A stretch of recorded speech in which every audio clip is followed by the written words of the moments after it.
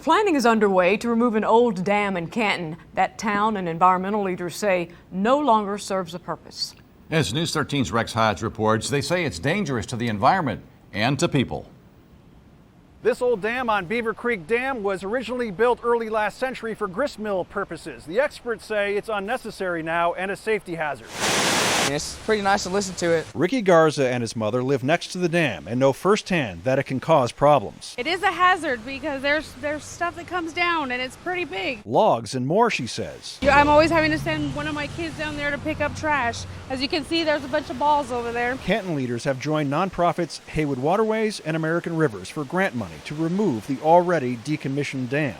They say it's time for it to go, to stop erosion, for the environment. It will allow for connectivity for fish and other aquatic organisms. And also for safety. Some dams can create a hydraulic roller behind the dam during periods of high flow. Even an Olympic swimmer wouldn't be able to escape it. The Soil and Water District and ourselves are interested. It is a public hazard. Lynn Sprague with the state's Southwestern Resource Conservation and Development Council says draft plans are drawn up to deconstruct the dam at an estimated cost of about $220,000.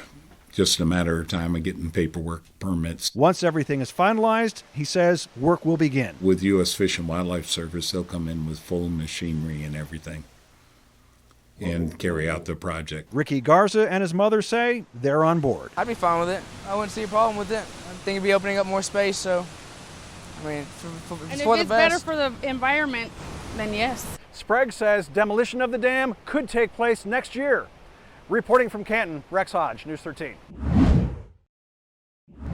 Happening today, city leaders will discuss whether Asheville should declare a climate emergency. The vote comes after a sit-in protest at City Hall last month by the Sunrise Movement. News 13's Taylor Stewart joins us live from Asheville. Taylor? Yeah, so this morning we're looking ahead to that vote today. Now, leading up to today's vote, climate advocates have met with sustainability committee members several times to make sure this resolution works for everyone. But as you said, Jay, back in December, we saw sit-ins, we saw marches down here in downtown Asheville by climate advocates asking to declare a climate crisis here in the city. Now, city leaders did create a new resolution, and in it concludes the rubric for criteria for funding for city projects. It also calls on the end of greenhouse gas emissions. At the final committee meeting back in December, advocates were cautiously optimistic about the outcome. I think they take us seriously, but I don't think they have the courage to really address this front in a forward-looking way. Now, some of the reasons that advocates say they don't feel that the city is addressing this in a forward-thinking way comes down to some changing of the language. But most everything they asked for, down to the declaration that city leaders would support a Green New Deal, has made it into the resolution up for a vote today. We'll, of course, keep you updated on how that all boils down here in Asheville. But for now, we're live. Taylor Stewart, News 13. Happening today, the battle against climate change comes to a head in Asheville. City leaders will vote whether Asheville should declare a climate change emergency. News 13's Taylor Stewart joins us live from Asheville with the latest. Taylor? Yeah, getting to this point was a long stretch. There was first a protest and a sit-in in the mayor's office, then several back and forth meetings with committee members. Now today, climate advocates hope that the city will side in favor of a resolution declaring climate change an emergency. Now, back in December, they drafted that initial resolution before they marched through downtown Asheville and held that sit-in. Now, the group of young protesters is asking city leaders to create a rubric for funding city projects based on the sustainability of the climate. And also they're asking for the emission of greenhouse gas to stop here in Asheville. Take a listen to what they said back at that protest on December. We're not just here for ourselves. We're here for every child on this planet. We're here for everybody who feels that they're at risk for the climate crisis, which, spoiler alert, is everybody. Like, I don't care if you're against me. I don't care if you don't believe in climate change. I'm fighting for your future and I'm fighting for humanity. Keep in mind the resolution up for a vote today is not the same one initially proposed by climate advocates. This version is one drafted by Asheville's Sustainability Committee, working with those advocates. But in it, many of the demands they made are addressed. There's also a lot of mentioning of what the city is already doing to preserve the climate. Now, we'll continue to update you throughout this process and update you on that vote as soon as it comes out. But for now, we're live in Asheville. I'm Taylor Stewart, News 13.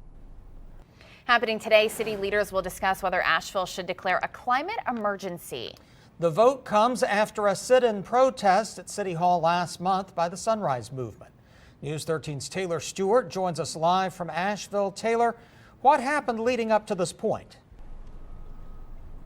Yeah, Jay, that pivotal vote happens tonight at City Council, but recall almost 2 months ago, protesters flooded downtown Asheville protesting what they call a climate crisis. Advocacy groups Sunrise Movement Asheville and Extinction Rebellion did not stop there. They then held a sit-in in Mayor Manheimer's office in December.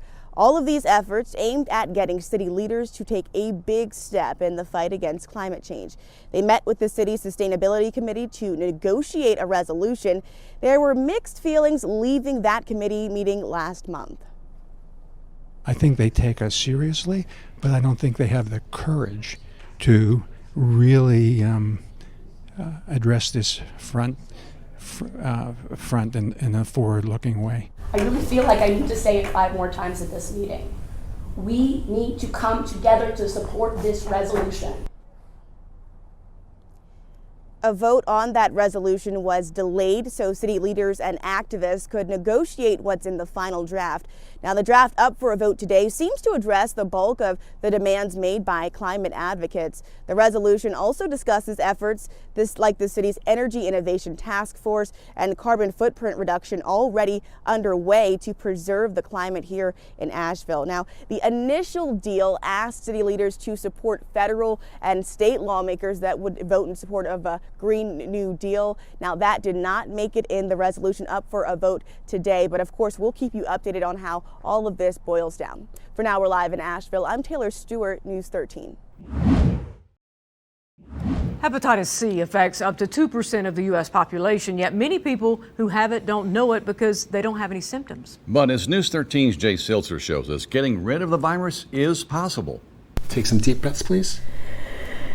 Lori Sykes is now breathing a sigh of relief. That's unlike a few months ago when, following a routine blood test, she was diagnosed with hepatitis C, a viral infection that attacks the liver. I was very upset about it. Yeah, I never would have thought that I had that. How do people get it? It's only through blood exposure, and so transfusions, surgeries, transplants, people who are sharing needles or sharing other injection equipment can get it that way. I honestly don't know the exact cause. There's a couple things that could have happened. I did have a child in the 80s. I do have a tattoo that was just from a friend. It wasn't a licensed place.